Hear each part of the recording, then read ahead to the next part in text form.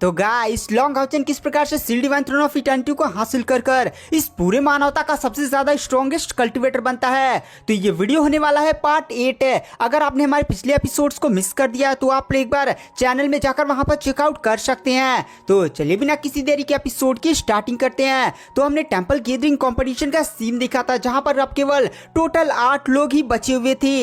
मतलब इस temple gathering competition में हर टेंपल से 36 लोग पार्टिसिपेट किए थे, यानी 256। अब केवल 8 ही लोग बचे हुए थे और लॉन्ग हाउचन की टीम में केवल लॉन्ग हाउचन और शायर बचे हुए थे। शायर कंपटीशन के सीन को देखकर ऐसा लग रहा है कि कहीं नेक्स्ट राउंड में हम और तुम एक दूसरे के सामने ना आ जाए और अपोनेंट ना बन जाए। तो इस बार मैं हार मानूंगा। पिछली बार डीमन हंटर स्क्वाड में तुमने हार मान लिया था, तो इस बार मैं ही हार मानूंगा। तो वहाँ पर जो शायर होती है वह कहते पागल हो चुके हो क्या? ये कोई नॉर्मल कंपटीशन नहीं है, डीमन हंटर स्क्वाड है, एक छोटा कंपटीशन था और इस कंपटीशन को हमें किसी भी हालत में जीतना होगा क्योंकि तभी हमारा प्लान सक्सेसफुल होगा। और गाइस इन लोग का प्लान ये है ना, जो टेंपल गैदरिंग कंपटीशन जो जीतेगा तो लॉन्ग हाउचन को बाकी 6 टेंपल्स के लीडर का सपोर्ट मिलेगा। और आपको भी पता है 6 टेंपल्स से अपने सबसे ज्यादा पावरफुल कल्टिवेटर्स को इकट्ठा कर एक इंसानियत की सबसे बड़ी पावरफुल आर्मी को तैयार कर रहे हैं और लॉन्ग हाउचन इसी आर्मी को अपने अंडर लेना चाहता है और इसी आर्मी की सहायता से वह डीमंस पर अटैक करेगा और डीमन गॉड एम्परर के साथ फाइट करेगा। तो वहां पर जो शायर होती है वह कहती है चलो ऐसा लगता है कि हम दोनों एक दूसरे के अपोनेंट नहीं बनेंगे, क्योंकि इस बार जो लाइट गिरी होती है वो शायर पर गिरी होती है और शायर की जो अपोनेंट है वो होती है असैसिन टेंपल के हेड शैंक्यू, यानी गाइस शायर के दादाजी। तो वहां पर जो शायर होती है वो अपनी जगह पर खड़ी होती है और जो शायर के दादाजी होते हैं शैंक्यू, वो तो भाई खड़े होकर सीधे बोल देते भाई मैं फाइट वेट नहीं करूंगा, क्योंकि शायर उनकी पोती थी और वैसे भी शायर बहुत ही ज्यादा स्ट्रॉन्ग थी। शायर के पास डोमेन टेक्निक भी थी। अरे वही ब्लैक लोटस वाली डोमेन टेक्निक है। पूरी ऑडियंस भी हिल जाती है कि भाई यहाँ पर असैसिन टेंपल के हेड सेंग्यू ने भी हार मान लिया। तो फिर गाइस कंपटीशन की लाइट घूमती है और 2 बंदों पर आकर गिरती है, जिसमें से पहला बंदा होता है लॉन्ग हाउचन है। जो लॉन्ग हाउचन होता है वो अरीना में एंटर करता है। साथ ही साथ जो लॉन्ग हाउचन का ओपोनेंट होता है वो नाइट टेंपल के यांग हायू होते हैं। मास्टर यांग हायू भी अरीना में एंटर करते हैं। और गाइस मास्टर यांग हायू लॉन्ग हाउचन की एक छोटी सी फाइट्स को हमने देखा था, लेकिन गाइस ये जो मास्टर यांग हायू है वही है इंसानियत के सबसे ज्यादा पावरफुल कल्टिवेटर, आप बोल सकते हो नंबर 1 कल्टिवेटर। और गाइस आप लोग सोच रहे होंगे कि भाई हमने मास्टर यांग हायू लॉन्ग हाउचन की फाइट्स को देखा था, वहां पर मास्टर यांग हायू उतने ज्यादा खास नहीं लगे थे। तो गाइस वहां पर मास्टर यांग हायू ने अपनी केवल छोटी सी पावर्स का यूज किया। मास्टर यांग हाउआन है जो टेंपल अलायंस के लीडर हैं, उनके बड़े भाई है मास्टर यांग हायू। यही बंदे और ये बंदे मास्टर यांग हाउआन से भी काफी ज्यादा स्ट्रॉन्ग है। तो गाइस इधर हमें ली सेंगजी को दिखाया जाता है। ली सेंगजी भी काफी ज्यादा हिले हुए थे यांग हायू को देखकर और वो भी कहते हैं कि लॉन्ग तियानियन। और इस बार यांग हायू को लगा कि नाइट टेंपल तो मुझसे हार ही जाएगा, इसीलिए उन्होंने यांग हायू को बुला लिया। नाइट टेंपल वाले काफी ज्यादा चतुर हैं।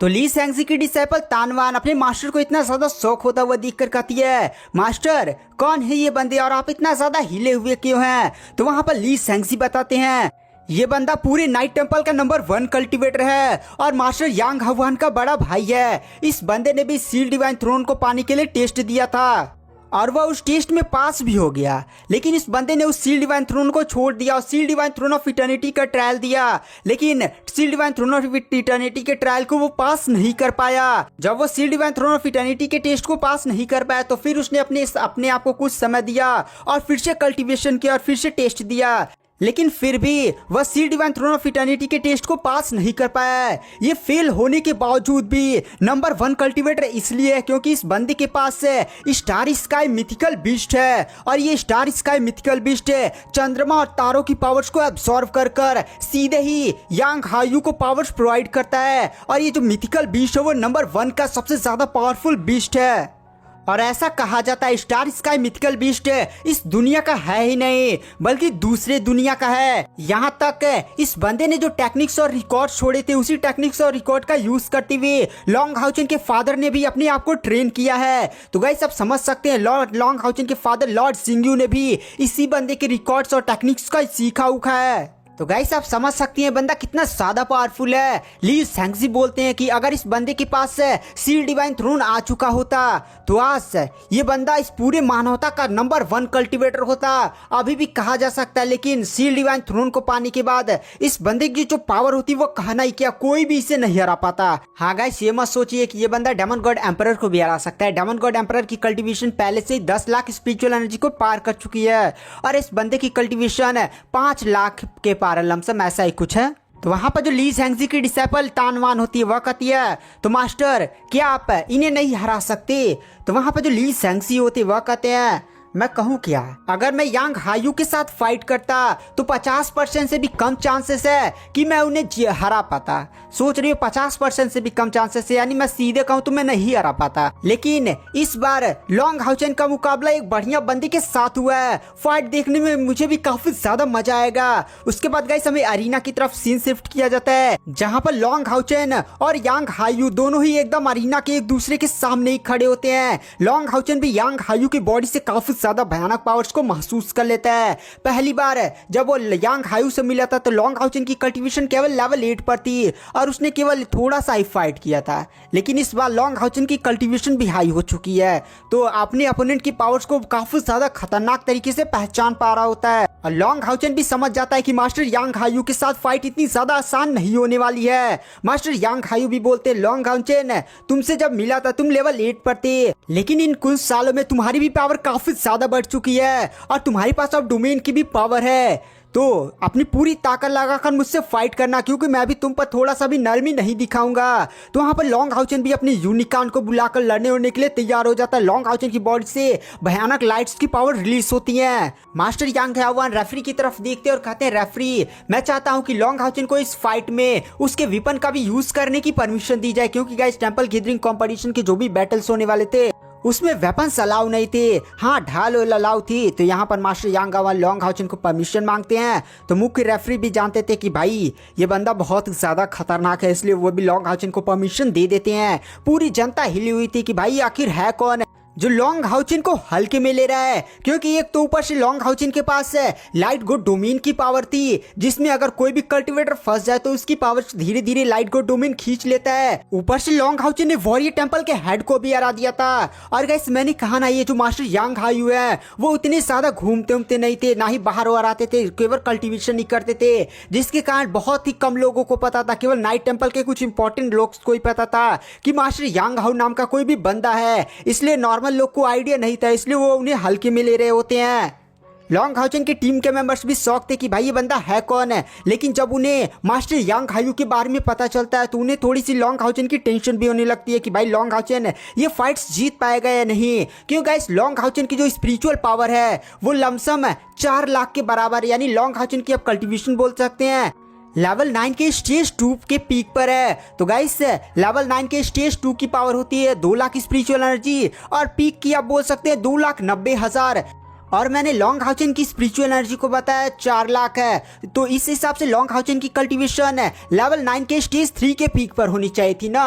तो गाइस जब गॉड इलेक्ट्रोलेस ने लॉन्ग हाउचेन को हार्ट ऑफ इटर्निटी प्रोवाइड किया था और लॉन्ग हाउचेन को जिंदा किया था, तो हार्ट ऑफ इटर्निटी इतना ज्यादा स्पेशल था कि उसने लॉन्ग हाउचेन की कल्टीवेशन के दायरे को ही बढ़ा दिया था। एक नॉर्मल कल्टीवेटर लेवल 9 पर 1 लाख स्पिरिचुअल एनर्जी तक पहुंच जाता है, लेकिन लॉन्ग हाउचेन के लोग थे 1,20,000, यानी लॉन्ग हाउचेन लेवल 9 के स्टेज 2 के पीक पर है। तो गाइस 90,000 का कुछ डिफरेंस है। लॉन्ग हाउचेन की कल्टीवेशन पहले से 3,90,000 के पास पहुंच चुकी है, यानी सीधे कहने का मतलब लॉन्ग हाउचेन गाइस काफी ज्यादा स्ट्रॉन्ग है। तो गाइस वहां पर जो लॉन्ग हाउचेन होता है वो अपना यूनिकॉर्न भी बुला लेता है और अपने हाथ में अपनी दोनों स्वार्ड्स को बुला लेता है। पहला स्वार्ड एक व्हाइट कलर की चमक रही होती है और दूसरा स्वार्ड होता है हिबिकस ऑफ लाइट स्वार्ड है। दोनों से काफी ज्यादा भयानक पावर रिलीज होती है। साथ ही साथ यहाँ पर लॉन्ग हाउचेन अपनी बॉडी से लाइट डोमेन की भी पावर्स को अनलिस्ट करता है। वहां पर एक काफी ज्यादा खतरनाक आभा फैल जाती है। मास्टर यांग हायू बोलते हैं नॉट बैड लॉन्ग हाउचेन है। इसी के साथ मास्टर यांग हायू भी अपनी पावर्स को शो करते हैं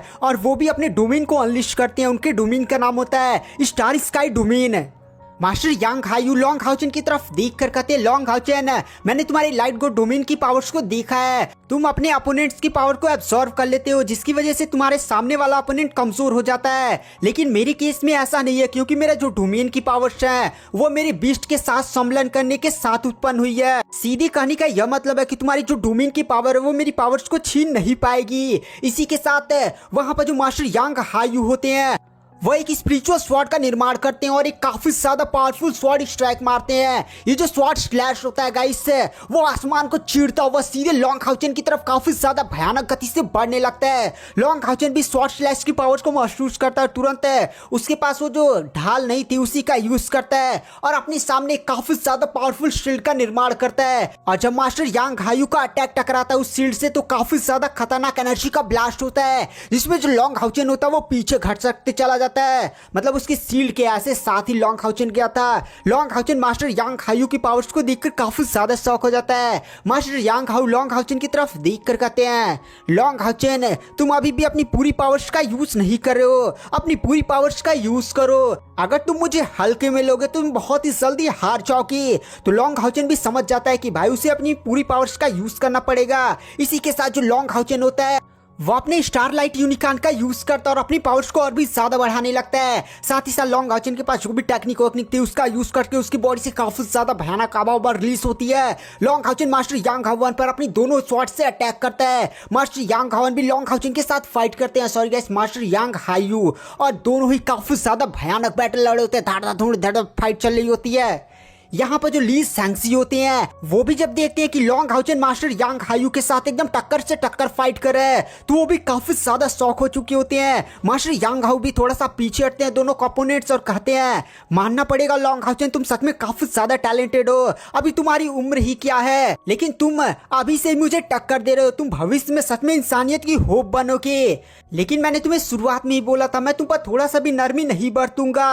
अभी तक मैं जो पावर अपनी डोमेन्स की यूज कर रहा था वो केवल लो लेवल डोमेन की पावर थी। अब मैं अपनी पावर्स को बढ़ाने जा रहा हूँ। इसी के साथ मास्टर यांग हायू अपनी डोमेन्स की पावर्स को काफी ज्यादा भयानक गति से बढ़ा देते हैं। उनके डोमेन के अंदर ऐसे स्टार्स दिखाई देने लगते हैं और वो सारे स्टार्स मास्टर यांग हायू को पावर्स प्रोवाइड करने लगते हैं, जिसकी वजह से मास्टर यांग हायू की आभा और भी ज्यादा स्ट्रॉन्ग हो जाती है। मास्टर यांग हायू इस बार जो अटैक्स करते लॉन्ग हाउचेन पर वो सच में काफी ज्यादा भयानक होता है, जिसकी वजह से लॉन्ग हाउचेन भी अब मास्टर यांग हायू के अटैक्स को नहीं झेल पा रहा होता है। तो वहां पर लॉन्ग हाउचेन अपनी डोमेन टेक्निक का यूज करता है जो होता है लाइफ एंड क्रिएशन, और इसी के साथ लॉन्ग हाउचेन की डोमेन टेक्निक बहुत ही ज्यादा भयानक पड़ जाती है, पावर और गाइस बढ़ा देती है। मैं थोड़ा सा फाइट्स को तेज करूंगा, जिसकी वजह से लॉन्ग हाउचेन फिर से मास्टर यांग हायू के अटैक्स को झेलना होता है। तो वहां पर मास्टर यांग हायू भी शॉक हो जाते हैं कि भाई तुम अभी तक मेरे अटैक्स के सामने टिक कैसे पा रहे हो। तो लॉन्ग हाउचेन भी बताता है, मैं आपकी डोमेन की पावर को छीन नहीं रहा हूं, बल्कि उससे ही अपनी पावर बनाकर यूज कर रहा हूं।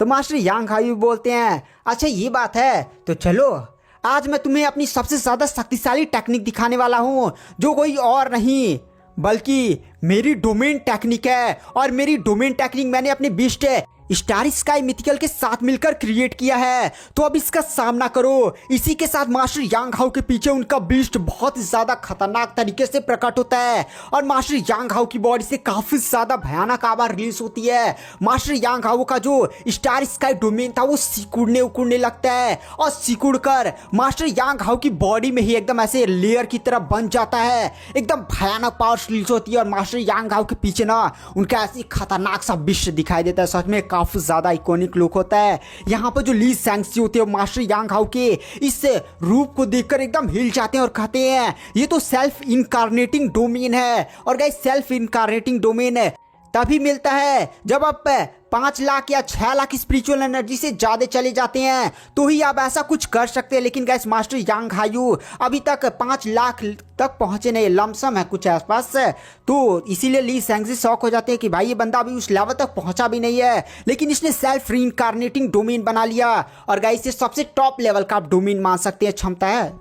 और इस बार का जो मास्टर यांग हायू का अटैक होता है वो भाई इतना ज्यादा भयानक होता है कि लॉन्ग हाउचेन को अपने ऊपर एक काफी ज्यादा भयानक प्रेशर फील हो रहा होता है। और लॉन्ग हाउचेन भी समझ जाता है कि जो ये अटैक है वो झेल नहीं पाएगा अगर वो उसका यूज ना करे, यानी गाइस हायू की। और अचानक से लॉन्ग हाउचन की बॉडी से काफी ज्यादा बैगनी कलर की आवा फूट पड़ती है। लॉन्ग हाउचन के माथे पर ऐसे 9 कलर के ऐसे सिंबल दिखाई देते हैं और काफी ज्यादा भयानक आवा फूटती है बैगनी कलर की। और लॉन्ग हाउचन के पीछे हायू प्रकट होता है और हायू जब अपनी बॉडी से भयानक पावर्स को अनलिस्ट करता है ना, उसका कहना ही क्या, इस बार जो लॉन्ग हाउचन अटैक तैयार करता है वो भी काफी ज्यादा खतरनाक होता है। और यहाँ तक कि जो मास्टर यांग हायू का जो बीस्ट नहीं होता है, स्टार स्काई मिथिकल बीस्ट, वो तो जैसे कांपने लगता है। और मास्टर यांग हायू ने वो अटैक तो तैयार कर लिया था, लेकिन उनका बीस्ट समझे डर कर भाग जाता है वापस से। मास्टर यांग हायू को ऐसा लग रहा था कि जैसे उनके बीस्ट के साथ उनका कॉन्ट्रैक्ट ही खत्म हो गया है।